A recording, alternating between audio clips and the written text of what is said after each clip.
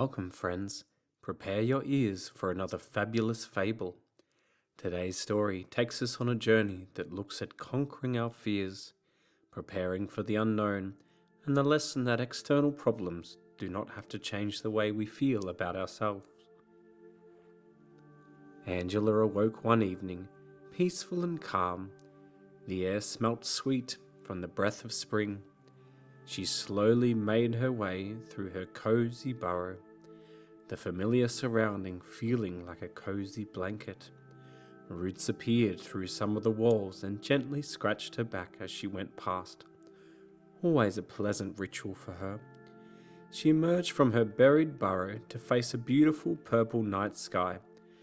A shimmering mash of sparkles dotted and illuminated the darkness as the moon melted into the stars. Angela's evenings consisted of finding water and to gain sustenance from her diet of bugs. She was a solitary creature who valued time to herself compared to a crowd, the sound of silence over a plain that's loud, and the strength to push on when no one's around. Angela liked the dark. She was a nocturnal animal who did her best at night. Each evening she used her long nose to track down her favourite bugs and to say hello to some friends. In the distance she saw a familiar shape. It was Percy the porcupine doing his nighttime routine. "Hi, Percy. Found any good bugs tonight?" asked Angela with a sparkling smile. "Yes, I found a large ant's nest with plenty to go round. Would you like to come?"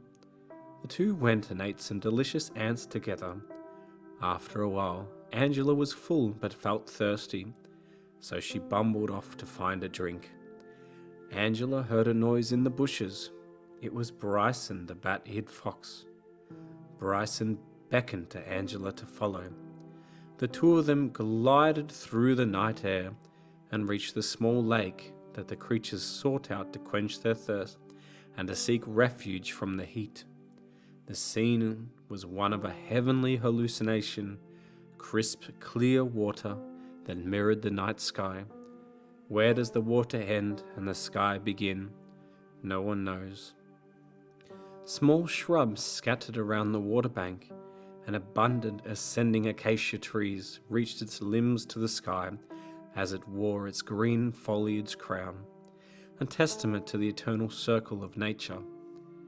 Angela drank deep from the waters, and as the liquid touched her mouth, the sweet taste washed away any lingering stress and sadness. After she finished quenching her thirst, she went to her favourite tree to take a quick breather. With a swish and a whoosh, Orlando the owl landed on a branch above and fluffed his wings.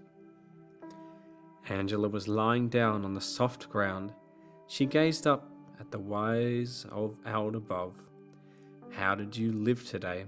asked Orlando, as he looked down quizzingly at her. Angela thought to herself for a moment before giving her answer. "Today I lived with thought and appreciation. I did not steal, I did not lie.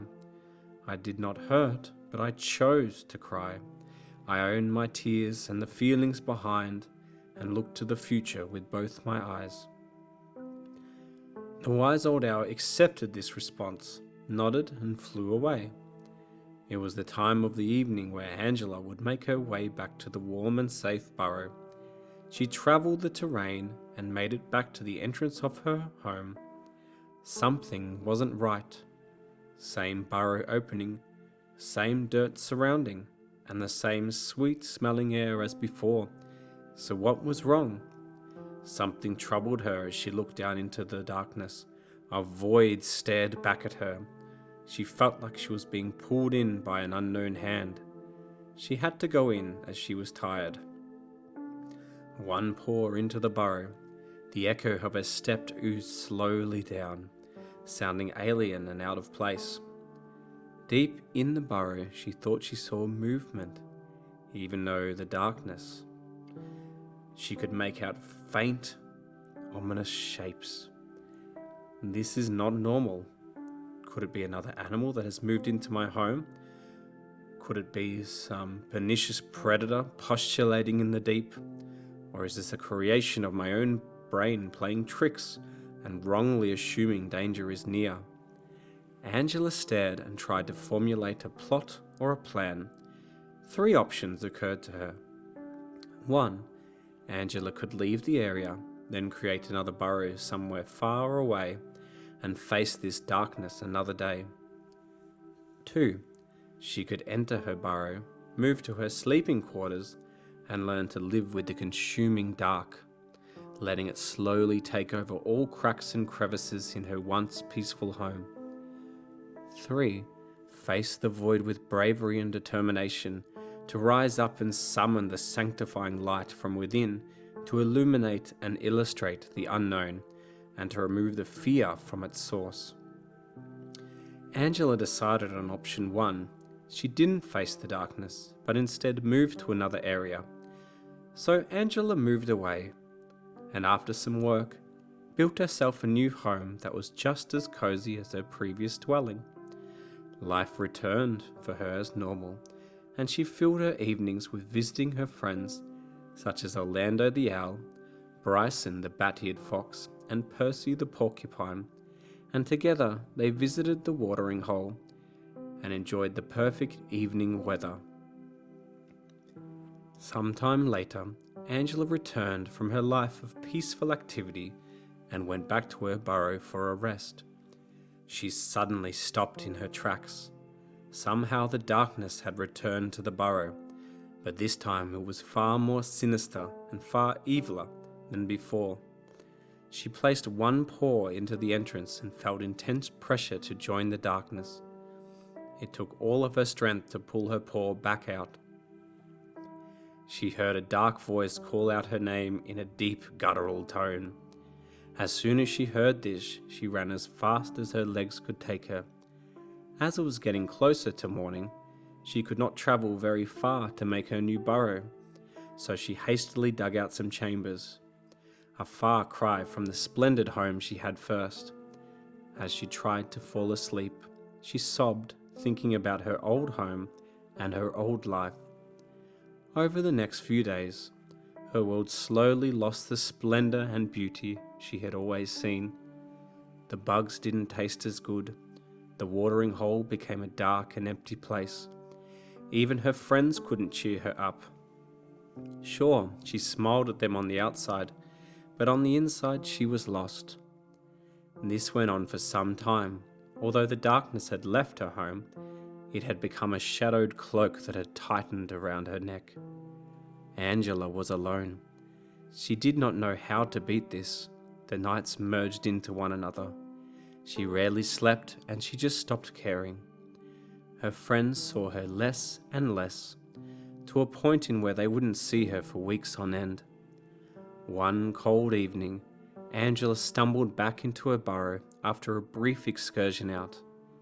After days of not drinking and eating, she dug deep to get courage to go out for sustenance. But it was constant battle.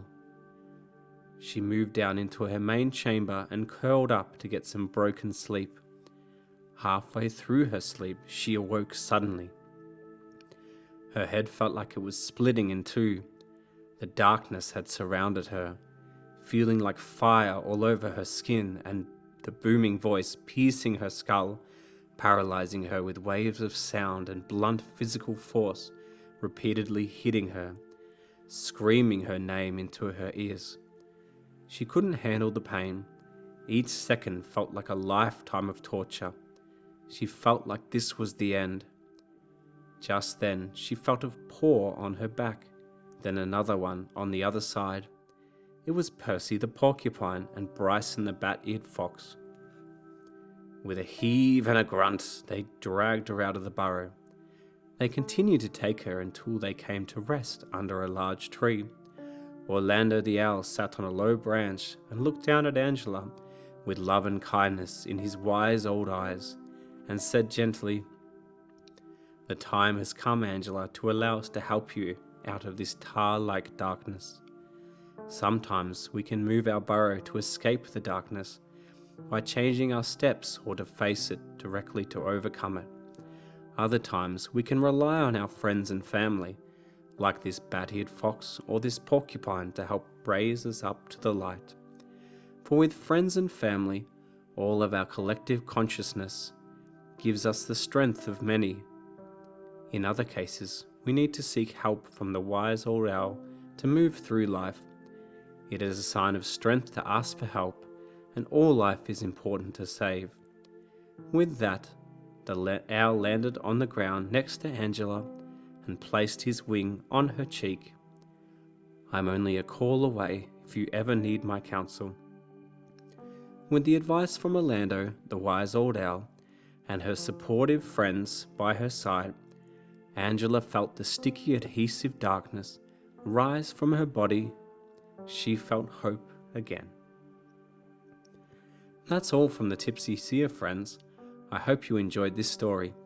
Today, we looked at a common occurrence in all of our lives at one time or another, the darkness. Whatever other name it's known by, as it takes on many forms, this affects even the strongest or the most resilient. It is important to understand when our minds need some help, for we cannot do everything alone. If all that is needed is a rest day, take it. If you need to switch off all devices and spend time with people that love us, do that. But sometimes all the positive self-help videos, friend coffee catch-ups, and tech-free days can't solve our problems. At this stage, the Tipsy Seer is proud of you if you feel the need to seek professional help. Or as Orlando alluded to, it is not a sign of weakness to seek help. It takes inner strength to realize a problem and to act on it positively. If you receive any sort of help from my teachings, my heart would beam with joy and love. For you all are loved and welcomed by me. Whoever you are, and whatever life you choose to live, here's to beating mental illness one day at a time. Life's toughest opponent. I'ma see you next time, friends. Goodbye.